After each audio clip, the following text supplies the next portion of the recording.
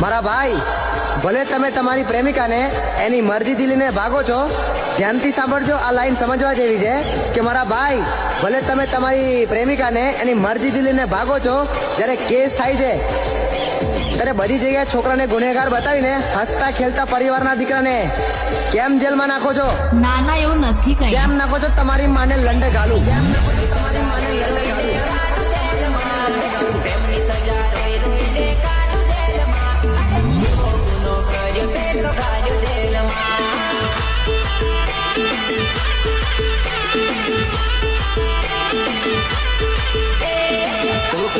कोई कछु कर ना सके, तू के किसी कोई कछु कर ना सके, केवी परी गई तू तो સુધરી જાઓ, તમારી માની ભોસ ચોદો તમારી ની હેણા ચોદો.